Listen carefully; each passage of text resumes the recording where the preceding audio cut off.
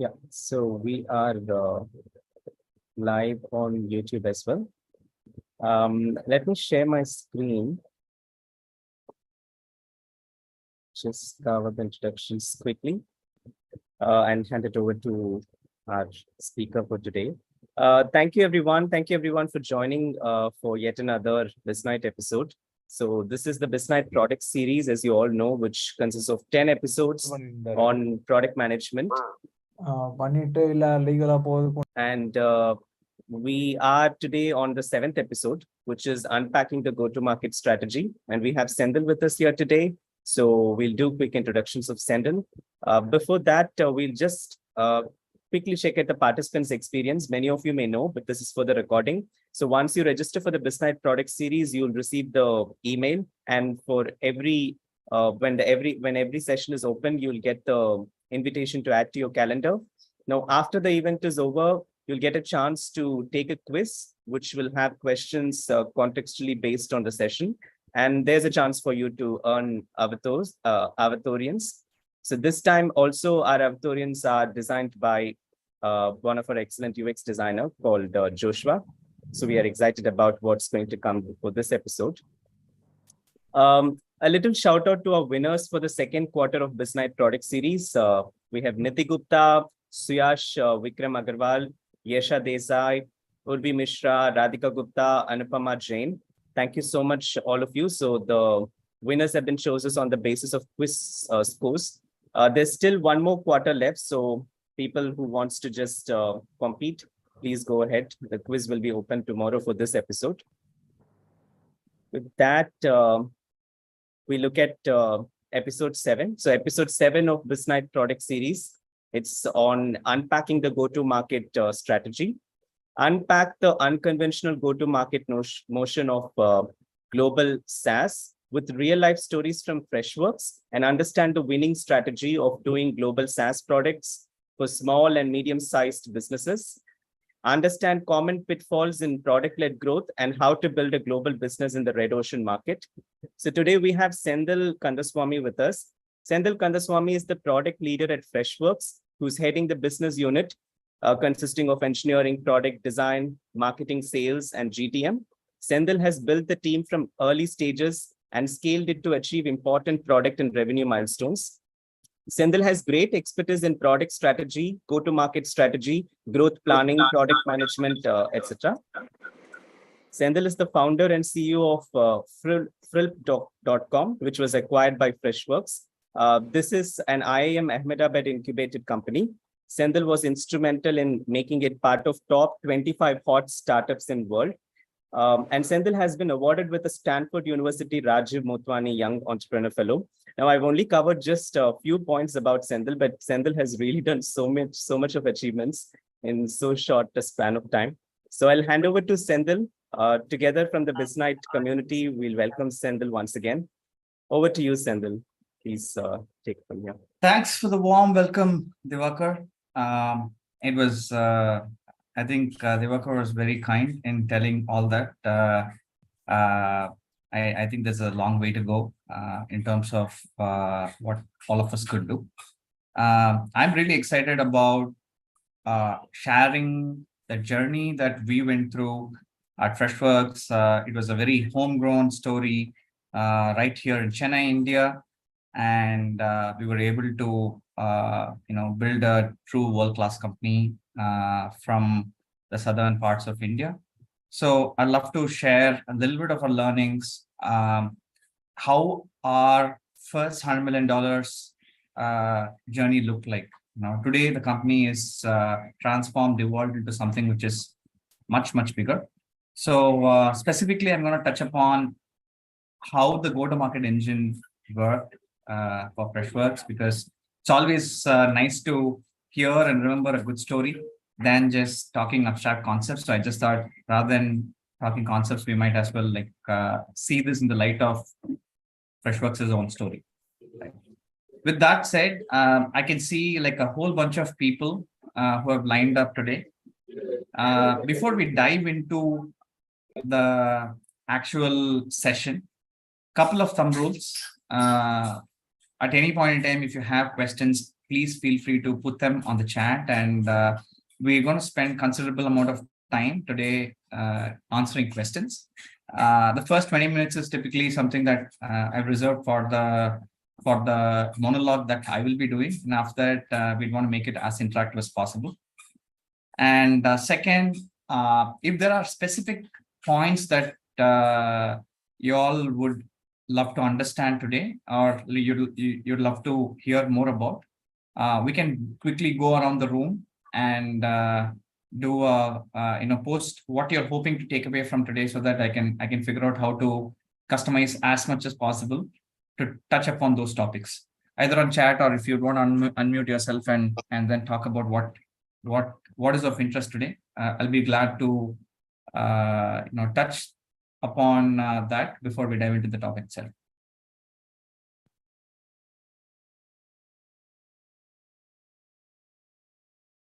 Okay, looks like everybody is waiting for somebody else to ask the first question. So we'll keep it open. We will please put anything that you would want me to cover on the chat, and we'll take it by the ear. I'll probably get started.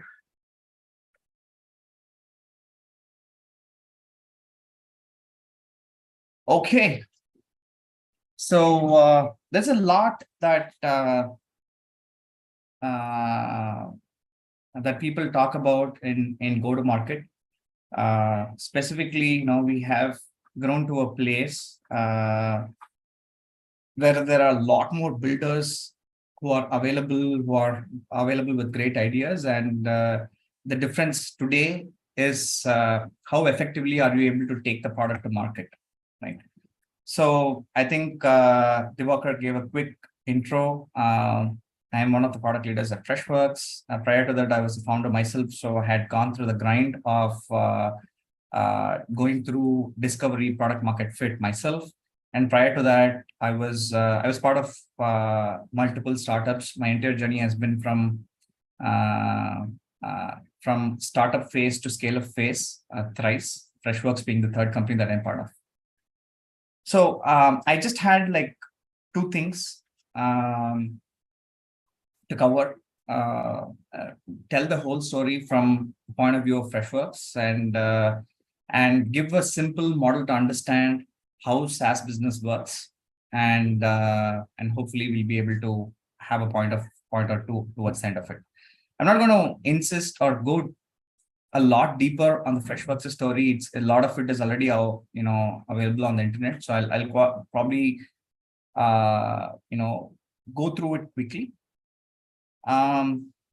As for those of you who are hearing about Freshworks for the first time, Freshworks is a SaaS company that has multiple products, and typical garage to a unicorn story. We literally started off in a small 10 by 10 room in Chennai, and it all started with this, which is the story of a broken TV. Our founder Girish was relocating from US, and he was this is his actual television, which got shipped in container back to India. And at that point in time, by the time he received it, this is how he got it on his hand. And as anyone who has owned such a good TV and seeing in this condition would be obviously furious. So the story goes like, the process of figuring out a way to reach out there to the insurance company and claim for this claim for the insurance was a lot more harder than it should. It was, and that's how the whole, so to say, inspiration for the fact that the whole customer experience is broken and there's need for a better software started. From there, I think there was also an opportunity, white space opportunity or a latent opportunity that was available, where Zendesk, which was the credible alternative or credible software that was available in the market for any kind of customer interaction, was also like jacking up the prices by a great margin. So customers were unhappy, and this sort of paved way for for an opportunity, point in time opportunity where Freshworks itself was started, right? Started 2010, literally in a garage on a friend's conference room is where it was started. And then, the room was just big enough to accommodate 6 people. And that's how things started. And back then we used to have infrastructure problems of real sense, right? Where during the summer when power goes off, there wouldn't be like internet and power to work. It was of that sort. From there, I think we had our initial validation on the fact that there is need for a new kind of customer support platform, which Freshdesk was trying to build, and it was validated by the fact that Microsoft, despite the startup competition, gave $40,000, and Girish put the entire $40,000 that was won from the competition back into the business with the pledge that, hey, we'll spend this entire $40,000. We'll see if you're able to get anywhere. If it's not getting anywhere, let's basically go back to the jobs. And that's as you can see, the date, this was in 2011, and everybody gave themselves like good 3-4 months time to figure this out, and that's how the entire story started. From there, I think we had multiple rounds of funding. As the funding kept increasing, there were like more fancier offices at multiple places got created. This is how it looks today in Global Info City in Chennai. And we have gone through like a whole bunch of transitions, including one of the first Indian software product company to be listed on NASDAQ back in September 2021. So with that, that's really the short excerpt of the story. And I'll tell you the reason why I added this as a pretext, because whatever you're going to see, you'll be able to relate to the pieces of the story as we go, and hence the story itself. So back then when we started, back in 2010, right, there was a very unique opportunity that was available, right? So this is where the deeper understanding of go-to-market even comes in, right?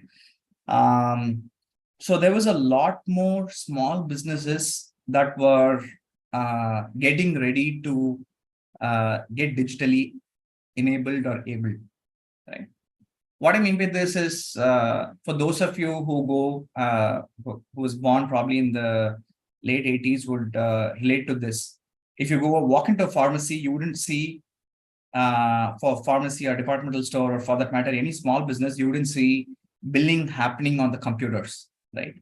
So this was around the time when that digital enablement was happening in all small businesses, right? And it was predominantly because of 2 macro shifts that was happening. To your surprise, the first one is the advent of credit cards, right? Which means in the app, what credit card enabled was for you to buy a Trello for project management or an Asana for project management. It made it a lot more easy. Asana could be a US company, or Trello could be like a US company.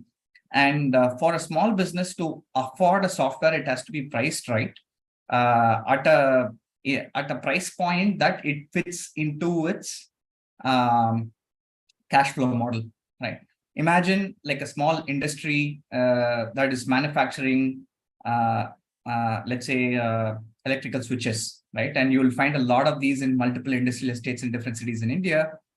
So now, if they wanted to, purchase a software for managing their customer experience, earlier it was a very cumbersome process, right? You had to work with your bank to wire in money to the company which is producing the software, and it was a very hassle-prone method. Credit cards made it very, very easy for anybody to trial and do this, and for the first time, softwares, the business model was evolving for softwares to be priced at a price point that was fitting into the cash flow. What I mean by this is, for those of you who know Tally, right? Tally was the go-to software for so many accountants, whether you're a corporate accountant inside a company or an auditor who's outside the company as a part of a firm. Tally was the go-to software for all kinds of accounting and reconciliation. And Tally was traditionally sold in person, right? They would come to your company and they would sell it. They would meet you and they would sell it and so on. So because of credit cards and because of fast internet was the second big shift that happened. Because of these two, softwares needn't be sold, using the traditional feet on street sales sort of a motion, right? You could buy software from anywhere, irrespective of which country the selling company is located at. And there was a new way of product-led software selling that was becoming popular, which means you can just go. Today, it seems almost like very obvious, because when you buy a paid version of WhatsApp for Business, you don't talk to anybody in WhatsApp. You just go to Google Play and then you just install it, and they ask you to pay a premium to upgrade to something. You just put your credit card and you just do it. It almost feels very second nature today. But this was the underlying revolution that was going on, and that sort of also led to a new business model shift that was breaking out, right? So much so that SaaS almost grew in the same level of growth as smartphones, right? Because all of us are consumers of smartphone ourselves. It's very evident for us to understand how quickly smartphones caught up, and in like few years, in the last 10 years, there is like the penetration of smartphone has skyrocketed, so much so that India has one of the higher penetration rate of internet because of smartphones, right? So SaaS also grew, which means, when I mean SaaS, the propensity for small businesses willing to spend on softwares to either make their productivity better was also picking up. And the price point of these softwares could also be adjusted in such a way that you don't have to put, like, say, a few hundreds of thousands of dollars to buy a software, which was what the case was when people were buying the likes of Tally, right? It was a big capital investment. From that model, it shifted into like a more of a micro consumption based model, which means it sort of became like how you're paying your postpaid mobile bill, right? If a business is making, let's say, $50,000 in revenue every month, this $50,000, it can be like a grocery store, it can be a pharmacy, it can be a manufacturing unit, small time manufacturing unit, or printing press, whatever it is, right? Their turnaround or their turnover could be $50,000, and if you're trying to package a software that is costing them $100,000, it's as much as the machinery that they might be using or store space that they might be using, and it didn't make sense for many business owners to even invest that kind of money on a software, right? So from that to a point where software was available for, like, say, $50 and $100, and it sort of made into a monthly subscription model, it sort of very nicely fit into the operating cash flow of the company. If the company is making $50,000, they are okay to pay $500 for a software, right? Not like, say, $50,000 or even $20,000, right? So the advent of SaaS, combination of credit card and faster internet, made it possible to remotely self-serve software and make it fit into a budget. And this was the predominant wave that happened, that gave birth to a lot of SaaS companies, especially the ones which are serving small and medium businesses.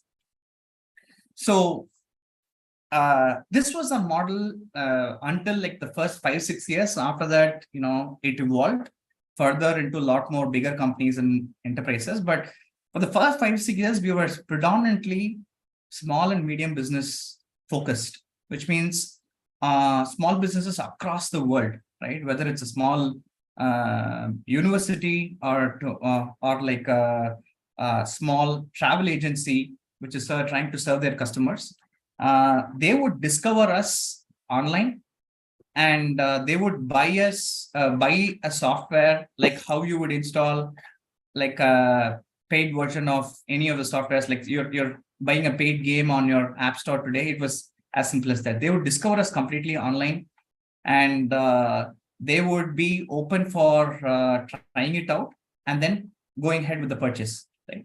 So this one slide pretty much summarizes the entire business model, right? So the first thing to remember is this. When you're choosing a problem, ensure that it is a very, very large problem, which almost every business has, right? Just to put this in perspective, US alone has close to 6 million small businesses, which is making $3 million in annual revenue, right? And to be able to service those companies, you need to pick a problem which a good majority of this entire 6 million businesses that we're talking about will have. So I'm not saying that this is the only way to do. This is like a very, very predictable way to understand which problem to go behind, and then take your build a product for that, right? So that way, when we initially started with customer support, almost every business which is having any customer needed one to interface with their customer base, right? Because if you're having a business, there's definitely going to be some kind of conversations that you're going to be having with the customer. They're probably going to have service issues that you would want to track. And as a business, you would want to keep improving your products, and you'd want traceability of what issues came in, and bucket them into different buckets so that you can make your products better. So there was a software that was needed. And this was a very common denominator problem, right? In other words, this is what we call as a red ocean problem, right? Which means it was already like highly commoditized. You don't have to go and convince somebody on why you need like a support software, right? It was it is like saying the equivalent of not being able to convince somebody on why you need a smartphone, right? So the concept of support software is already very well established. So we chose that as the problem, and that in turn turned into a very large market. So what I gave you as an example of 6 million business just in US. So if you just multiply that with the rest of the world, it's a very, very large number of businesses which are having this as a problem. And then traditionally, SMBs were the neglected group of businesses, right? Because of the products like Oracle or Tally, which was like, say, a very high touch, high implementation heavy product. It required a lot of people to be involved for the software to be effective for a business, right? Which means there are people who would come and sell, there will be people who will come and implement it for you, which means unless and until you have a business which can absorb the salaries of all these people who are involved for the software to be effectively utilized by the buyer, it is not possible to give it at a very, very affordable price point that makes sense for small businesses. So this is the second important element where it's not just the product that you're building. You have to understand the end-to-end life cycle at large here. In a sense, if you have to sell to small businesses, you have to develop and sell the product in a way that you still are able to save enough margins that can help your business sustain, right? Which means we didn't have the luxury to put a large feet on street sales team who will set up appointments with businesses, go and meet them, and then help them understand over a conversation or a coffee to see how their business can be transformed by implementing the software and so on, right? So which is also going back to the large market and large problem that I'm just talking about, which means there is the buyer should already be knowing that, you know what, a support software is the solution for my problem, right? again, I'm going back to the same smartphone example. Today, almost every person who is a young professional, working professional, knows why they should be using a smartphone, right? In terms of convenience, in terms of being able to, in terms of utility, whether it's ordering food or ordering grocery or being able to see your office calendar, on the go. The value proposition of why smartphone is already very well established, which means this is a prerequisite for online search driven lead generation, right? Unless people know that this is the solution, you cannot assume that they will come and search for it, right? So in other words, when the problem is already well defined, the behavior of searching for them on internet will be already shaped, right? And you can leverage that. And on top of that, when you're building products for small and medium businesses, there's one of the important things that they expect is predictability in cost of ownership, right? Which means this is also another disruptor. Traditionally, most of the big softwares never, and for all practical purposes, it'll keep changing from customer to customer. The price was what the customer was willing to pay, right?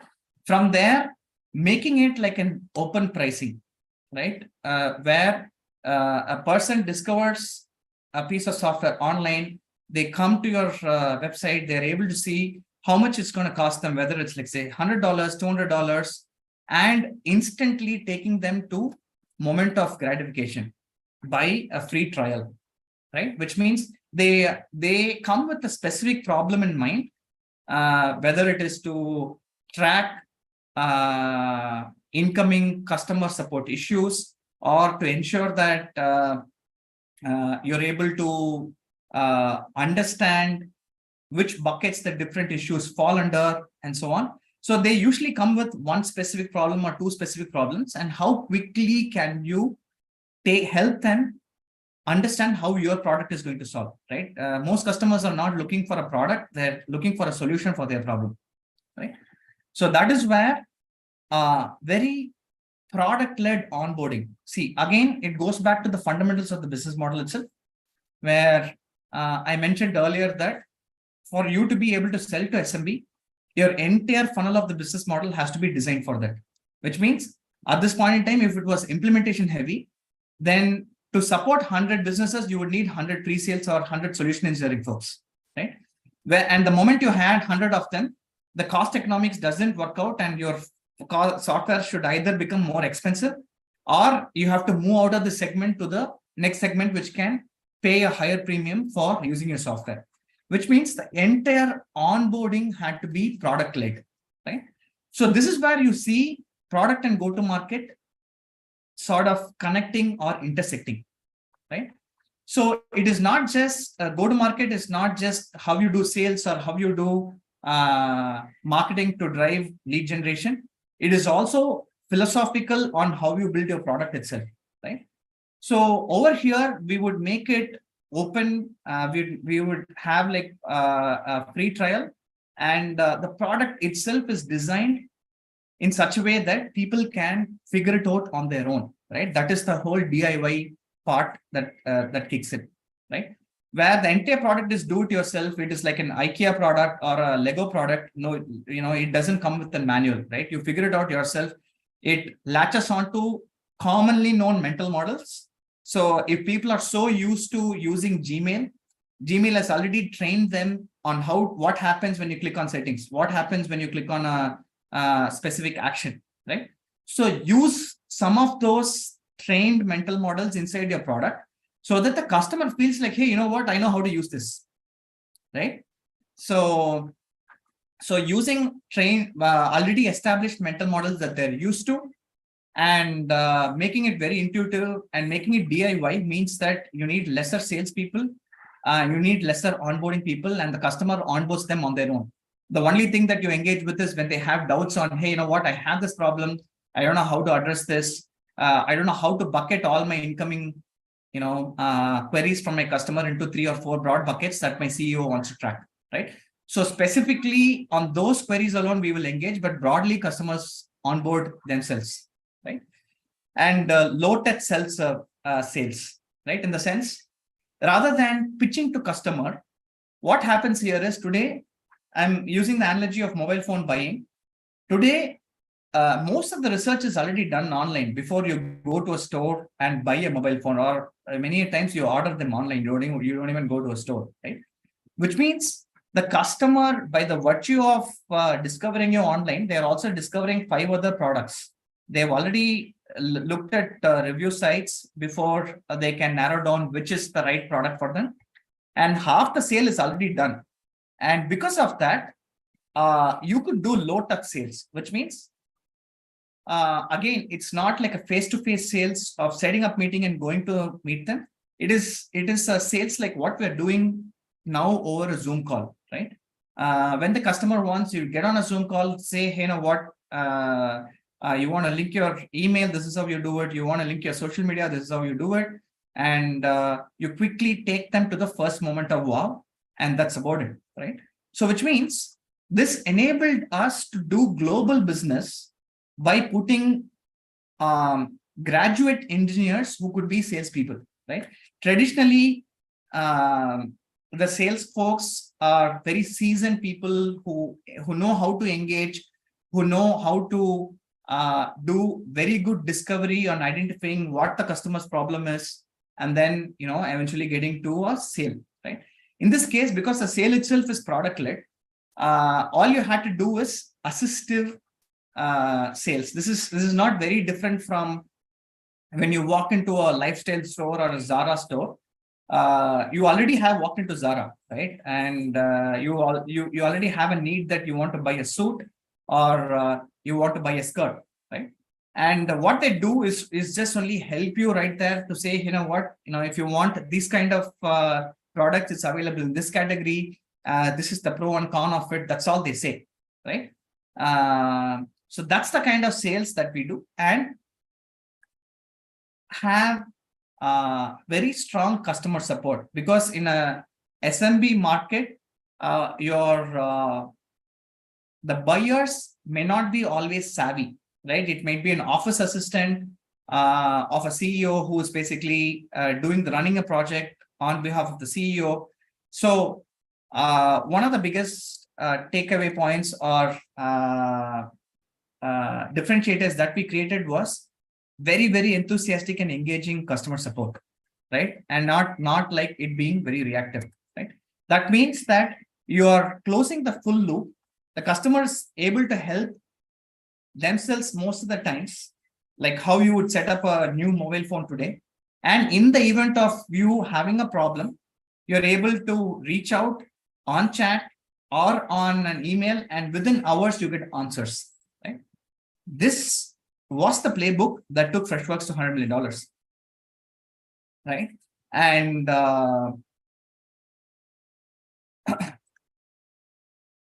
from here, we were predominantly SMB led for a long time, for the first 5-6 years.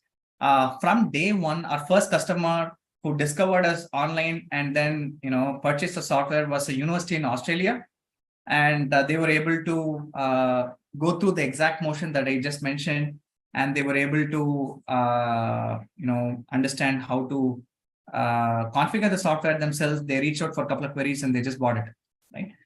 Without talking to any of us, right?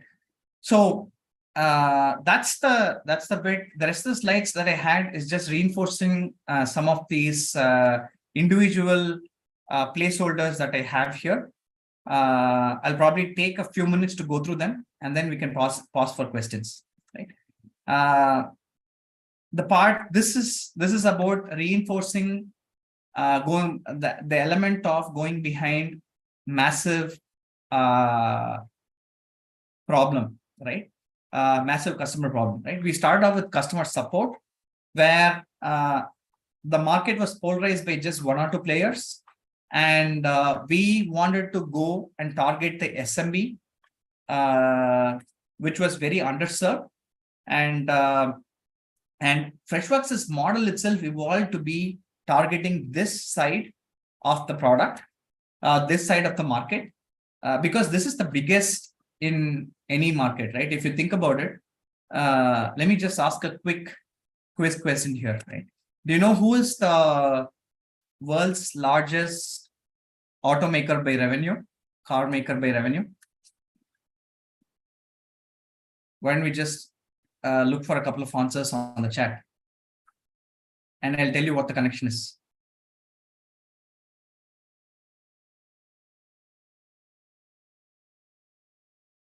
Okay, we have Toyota, Maruti, Tata, Volkswagen, Daimler. Okay, we have all the right names, but I think the first few got the category right? The sense it is not the BMW or the Mercedes of the world. Typically, the massive opportunities lie in the mass market. It's Volkswagen, and the reason is Volkswagen makes cars for the middle class of the world, and we wanted to make software for the middle class businesses of the world, right? And the luxury segment or the enterprise software segment caters to the top 10% of the business, typically the Fortune 5,000 businesses, which means you're catering to the 5,000 businesses in US or in like any part of the world, top 5,000 businesses by revenue, right? But time and again, mass market is where the market is very, very big. And what that offers as an opportunity is it offers multiple mistakes that you can make and still be like a 5th or 10th player to see through like the opportunities and still be like $100 million or $200 million company, right? So we went behind popular top common softwares that businesses needed and went behind the SMB segment of each one of those. And typically these are very, very well established categories. These are not new, which means customers already know that they want a CRM or they want like an ITSM tool. The IT team would want to manage their workflows.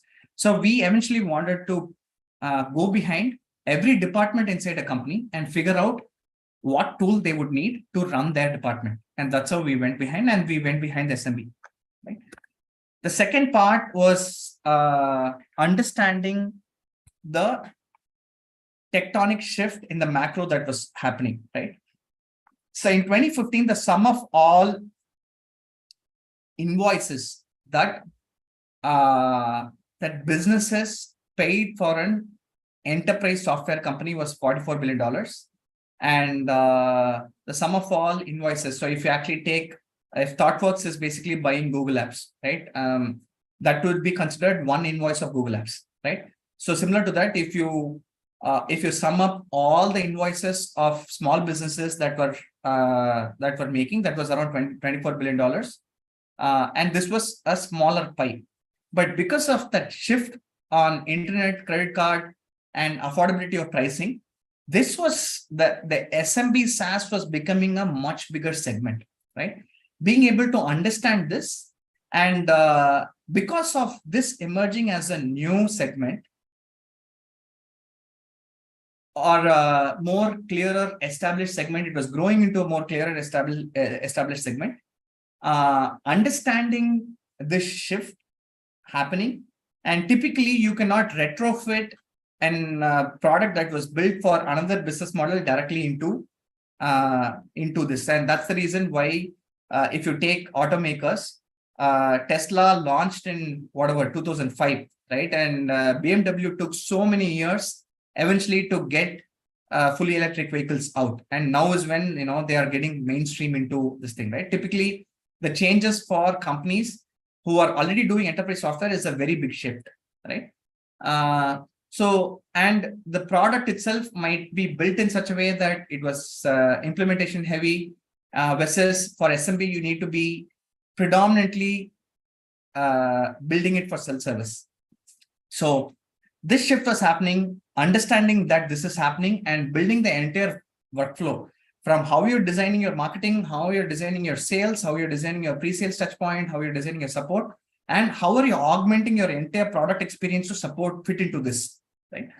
So that is something that you need to be aware of. And then once every few once every 10 to 15 years, one such opening happens. Now with generative AI, another opportunity has opened up similar to this, and there's going to be a whole bunch of companies that is going to be coming basis of generative AI, right? So the previous era was SaaS, and Freshworks was right at the brink of this moment when SaaS was evolving, right? And typically, B2B softwares are very clunky and very hard to understand in a way that it was designed to be implemented, right? And from there, we sort of flip the switch and designed to be like a design for a prosumerish user experience, right? And this is going into the philosophy of it being self-service, it being being able to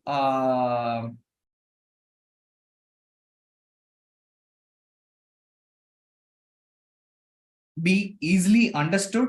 At the same time, the golden moment of unlocking one value, the first time when your support tickets start coming in, and in the case of Freshdesk, our first product, right? And you're able to start seeing patterns. That's the golden moment. And how do you get there faster? And how do you enable your customers to do this on their own, right? So that was like a big differentiator back then. And we doubled down on that for it to be very good on UX and for it to be self-serviceable by design. Right? And the other point is building the product right versus building the right product, right? This again goes back to most people start with just the product, right? They feel that it's the idea and the product that matter, but ensuring that you're able to see the product in light of the overall flow or the customer experience by which they are going to where product becomes one of the moving parts and not the only moving part, right? Being able to do that and being able to choose the right problems, right? The other thing that people get passionate about is just the idea. Rather than that, what we started off with, choose a problem and then build the product for that. That's what I was trying to put out as a learning here. The other one is scalable lead generation, right? This is the tougher part. In fact, building the product is the more predictable side of the problem. Being able to generate or being able to understand where your customers are looking forward for a solution for a problem that they're having, right? And being able to have a predictable flow of such customers to come inside your funnel is the hard part. And that was really where a company like Freshworks went ahead and solved for squarely well. And all our early wins for the first 5, 6, 7 years came just by getting our lead generation and how it handshakes with the sales process. We were able to get that right. So which means you have to understand what is that the customer is looking for, where are they looking for, optimize for if they're looking for a bunch of review sites, ensure that you have your presence there, ensure that all the places where they will be doing their research has the right kind of information. And once they come here, ensure that you're very easily discoverable, your price point is very clear for them. And as a result, you need to have, if it's 100 leads or 200 leads every month, you need to be able to generate those 200 leads every subsequent month. Only then you have a business. Okay? And for us, the whole online advertisement-based lead generation worked really, really well. And we doubled down on that. And it is so commoditized that it's not so straightforward. It's not easy anymore. But 10 years back, we really latched onto this and we made it work. And we were global from day one. This is another very underappreciated element of startups. Startups usually end up starting very small. At least in SMB, you have the luxury of going global from day one, which means as far as you have a good product, as far as you're able to inspire confidence on your website with respect to it being clean, it looking like a very professional product, you will be able to attract customers from every part of the world. Atwell College in Australia was our first customer, and they bought us. And that's the beauty of SMB, right? The level of sophistication that you need to sell to SMB is a lot lesser than what an enterprise customer would need. And this gives you a much wider playground to play and a lot more customers to go behind. If you can only go behind a total of 100,000 customers from whom you need to keep winning 1,000 every month for you to run your business, that is a very constrained total addressable market. But if you, what the global SMB offers is like a very wide market. And when you're having like a very common denominator software that you can build for them, the world is literally your playground. Right? And it was at a point in time, because we were selling to global SMB, it was also harder. The SMB has their own seasonality, right? Which means they are very cost sensitive. They are not like, they would want to downsize during the time of Christmas because there is not going to be a lot of people who are going to be doing business around that point in time and so on. Which means to have the company more predictable, we had multiple product lines that we launched back then, so that one product makes up for another. And this whole multi-product strategy fueled our growth beyond the 50, 60, $100 million mark. And this is a very interesting slide, right? Which is you need to understand which business you're in, right? So there are multiple ways to make a $100 million company, right? So you can be in the business like you can be in the business of bee hunting, where you can make softwares. Maybe WhatsApp for Business is a good example. You can make software for $1 or $10, and you can sell to 10,000 of those 10,000 customers to make $100 million. Or you can be in the business of mouse hunting, where you're selling a software for $100 each, and you need to sell it to 1 million customers to make $100 million. What Freshworks chose to be in is the rabbit hunting and the deer hunting space, right? So each segment operates very differently, and you need to be able to understand which business you're operating in and customize the entire business flow to fit and squarely understand which customer you're catering to. And for those of you who are interested, this is a very popular mental model that has been put out. You can Google for it, and you'll be able to understand how to build, what's the blueprint for building a $100 million business. And they'll talk about each one of these in detail. What is mouse hunting? What is deer hunting? How does the business behave? What is elephant hunting? Elephant hunting is typically the enterprise customers, right? You need you need to go as a team. You need to have like a large pit that you've created. You need to have sophisticated tools and so on and so forth, right? While rabbit hunting, you need like maybe a small pistol, or maybe like a small shooter that you can shoot at the rabbit, and you'll be able to do. You can just go as a single person and go for the hunt. So there's a nice storyline that they would have laid out. But the takeaway here is you need to understand which business you are in, and have like very customized way by which you can get your path to $100 million in business. So that's pretty much what I had to share. The last part, as a summary, what I had was, when we started off, one of the things that was happening was consolidation, right? Like 12 years ago, when you were, for those of you who remember, we used to have a digital camera that we will take around when we go out for a holiday. There used to be separate GPS systems, right?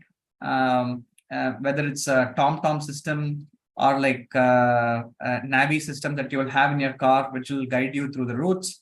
There was a mobile phone, and there was like an MP3 player that you'll use. All these were different parts of our lifestyle. And when we started off, there was this another thing that was happening. All these were getting like how all the individual parts gave moment for gave birth for an iPhone moment, which means your camera, your navigation, your your MP3 player, and your phone became one device.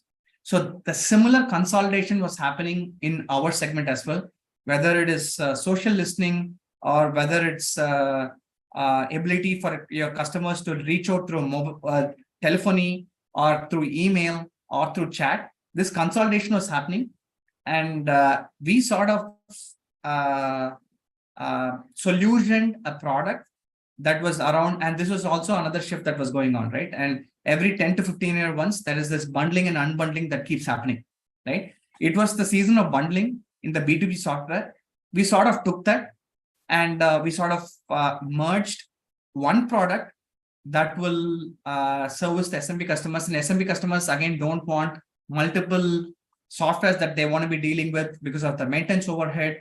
At the same time, you don't want to be solving for multiple invoices or multiple payments that you want to make. You want to have one product that works decently well, right?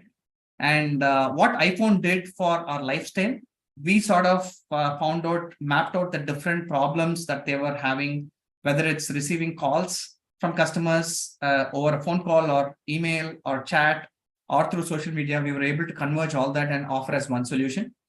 So mapping out some of these macroeconomic shifts that's happening, was one of the learnings that we did, and we were able to quickly able to iterate, react to that. And some of all this was our go-to-market journey at different points in time, and it led to our first $100 million. Right? So with that, I know it was as promised, it was quite a bit of a monologue. I'll probably pause here, and we can look for questions. Thank you so much, Senthil. Thanks for the session. Any questions from you folks? I see Suresh has raised his hand. Suresh, do you want to ask your question? Yes. Hi, Senthil. Great session. Thank you. And probably as a startup founder who's not technical, so how do you hire your first engineering team who's going to build the product? How do you lead them? So, I mean, this is not a new problem, Suresh. Like traditionally, if you take, I'm assuming that you're from Tamil Nadu, correct me if I'm wrong. Traditionally, anyone who basically built their power looms in Tirupur, right? They had to learn everything from scratch, right? It's not like they were like trained on how to, on all the textile technologies, right? So, I know I'm not hitting the nail for your on the nail for your question, but one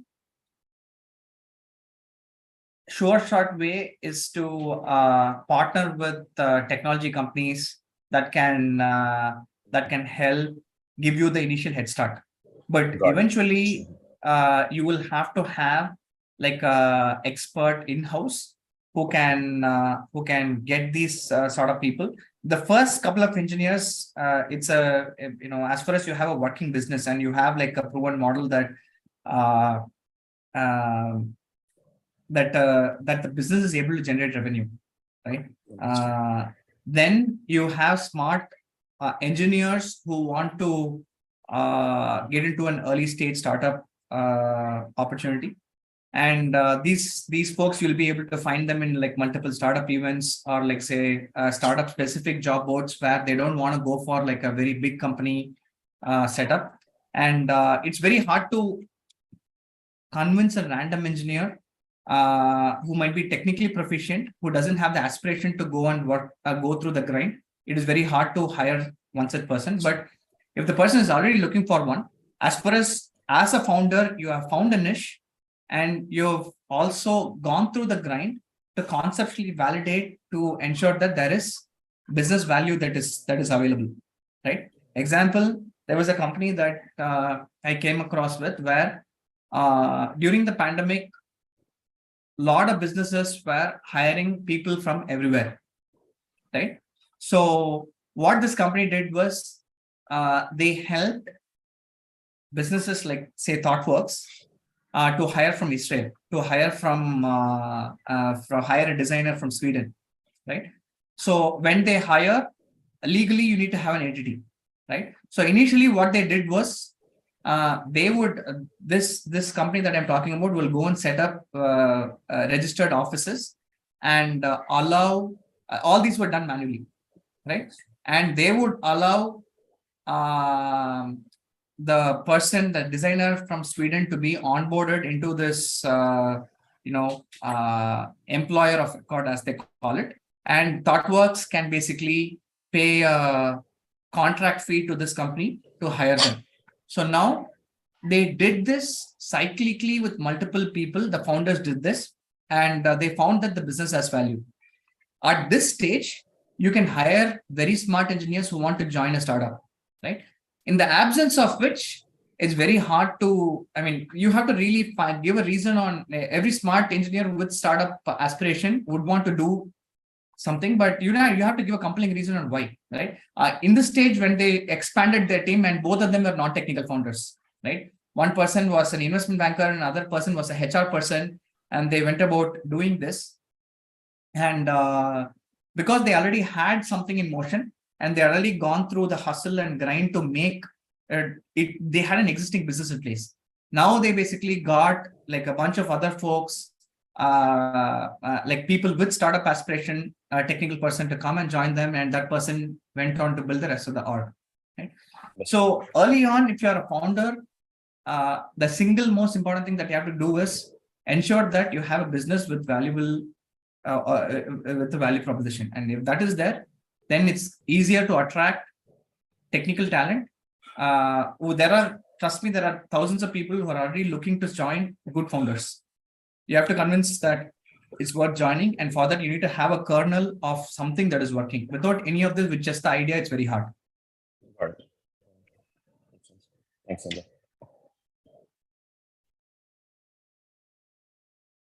Thank you, Suresh. Anuj, you have a question? Would you like to ask? Yeah, thank you. Thanks, Divakar. Thanks, Senthil, for the nice session. My question is like, what is your take on the current SaaS market? Like, has it become a lot crowded now? Like when you started the cloud and other things, maybe just starting up, but these days it's easy to procure, say, infrastructure and other things, especially for the technical products.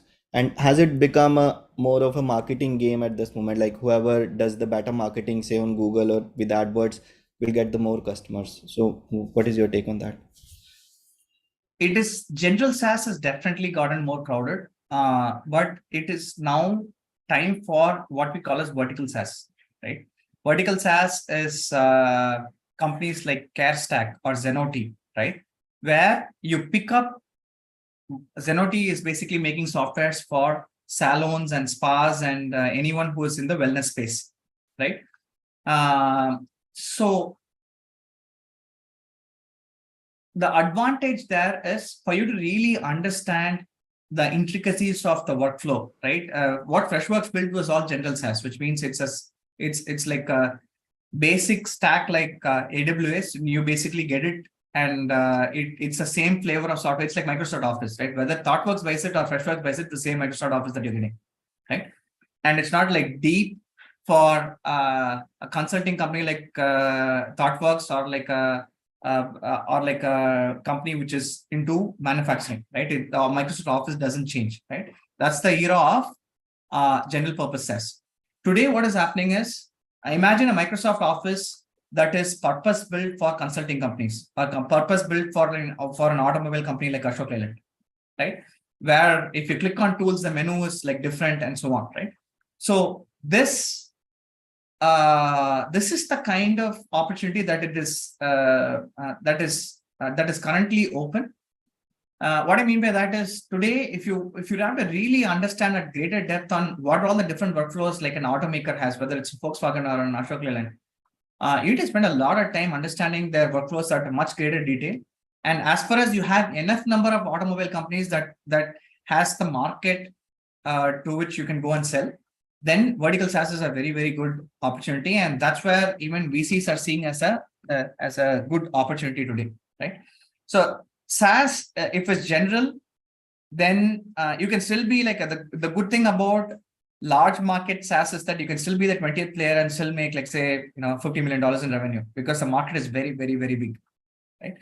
But if you still want to build like a very large $100 million, $200 million company. Today, it might be through vertical SaaS. Okay, thank you. Thank you, Anuj. Avinash, would you like to answer your question? Yeah. So Senthil, yeah, the buzzword is all Gen AI, right? So thinking about Gen AI and where all the organizations are today, from the looks of it, how do you think bigger organizations like yours should be pivoting towards? The reason I ask you this is there's one thought or one school of thought saying that, hey, I know my business, I know my domain problems. So spinning off or putting my top folks on the particular Gen AI project is the right way to start getting matured and solve use cases. The other opposing lens is, hey, the fundamentals of Gen AI, there are other companies who have brought it up from scratch, like how you said, right? If it's electric, Born Electric is the platform on which you can build and explode versus being a late bloomer as such. So what is your thought process or direction on if companies want to pivot and everybody's talking of Gen AI? Is it better they collaborate with a company who sort of started on those lines? Or is it that you take the brains, you hire the brains and put it as a vertical in your organization? So in a way, I can even share like how we are thinking about it, Freshworks, right? At Freshworks, we saw this as a very unique point in time opportunity. This is one of those once in 10 years, once in 15 years sort of an opportunity, right? And we quickly evolved the entire company to be AI centered. It was literally like not even changing the wheels of a car. It's like changing the wheels of a train when it's in motion, right? And we made a very bold move to do that, right?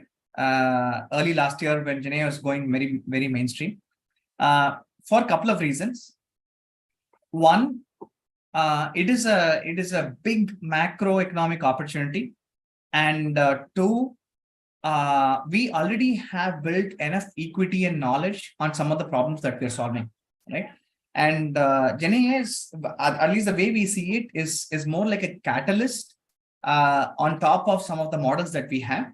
So we still had like a very strong advantage in taking the direction of applying Gen AI on top of some of the problems that we were already solving, right? And catalyzing the overall effect, whether it is to give insights or whether it is like a co-pilot sort of a use case for our stakeholders. We augmented our experiences and took it head on. That's a stance that we took.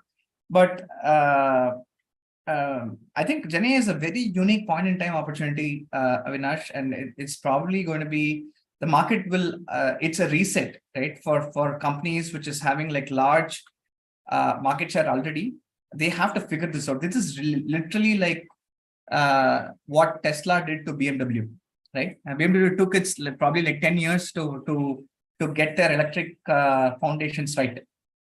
And after a point in time, the game is going to be evened out. Today, I think BMW's electric cars are as good as Tesla's, right?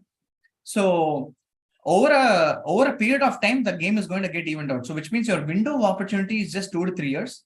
And I mean, this could also be a very personal opinion, but I think companies should take head on, because the cost of going wrong here looks like it's a lot lesser. And doing it as a native capability by using the Gen AI platforms, whether it's OpenAI or Azure AI, or every company has spun off like a core infrastructure that is available, and applying on top of already available knowledge or equity that you have on your customer base is the way which can give you the bigger alpha, right? In terms of benefits or in terms of ROI. And if that is not a choice, then partnership could be the second best. Thanks. Thank you, Avinash. Thank you so much, Senthil. Any other questions, team? Yeah, anything else from the audience? And there are a few thank you notes to you, Senthil. I think like Suresh is telling, that's so true. It is Freshworks has truly put Chennai on the map in terms of the SaaS business and what it has done, calling SaaS capital of India. So that's so true. Thanks for all the love. I think I think that's one of the reasons why we believe that there could be a lot more companies, there could be a lot more by sharing these learnings. It's less to do with Freshworks. And when Freshworks went for IPO, so many people celebrated. It's less to do with Freshworks as a company. It's more for the fact that we could do all this from India, right? So if the 80s was about the services business, the Infosys, Cognizant, and TCS, today there are going to be equivalent for that in products, and that's because of the advent of SaaS and probably like GenAI as well. So it's less to do with the Freshworks itself, right? All the stories I use Freshworks because it has to be real and it has to be example, but that is not the focus, right? If Freshworks could do, there are probably like at least 50 other companies that can also do, and they've managed to do that. There's a ChargeBee. There are like so many other credible companies that has come out, and that's really the takeaway, and not the story of Freshworks itself. All right. I think all the questions have been answered. Thank you. Just had a Yeah. minor question. Senthil, thanks for the great session. Just wanted to know what percentage of your customer base is from India, and sort of what are the challenges that you face when you try finding customers in India? I mean, we have a lot of SMBs in this space, but trying to cater to the Indian customer base, is there any unique challenge that you face? In terms of, predominantly SMB works very similar across the globe, Prashant. It's not very unique to India. In India, there might be a little bit more hand-holding that they may want, but that's about it. But there's not very big difference with respect to how SMB works in India elsewhere. And while we have been global from day one, India has played like a significant role, right? When we were growing up, it would easily add up to 20-25% of our customer base. But now the equation has changed a lot because the company itself is like very big now. But from a behavior perspective, just that, they might need a couple more steps of hand-holding when they're going live. But that's about it, because that's also because of the level of awareness, and that was also the time when a lot more tech businesses were also blooming in India, and they were like our customers. Like PhonePe was our customer, and is still our customer. But but PhonePe and all would have come in when they were like probably a 100-member company, right? Today they're probably like there should be at least like 3,000 or 4,000 members in size. So. And the other part is, if it's like a slightly bigger company, we would go in person because it's a lot more easier to do when we see that there could be like a growing potential. Because alongside Freshworks, the likes of Flipkart and PhonePe and Myntra was also like growing into big companies, right? So in those cases, we would also do more of a high-touch engagement. But at the most fundamental level, there wasn't like very big differences. Thanks a lot. I also want to be cognizant of time. I know that we are already 15 minutes overboard. Yeah. Any other questions? All good. I think so. Yeah.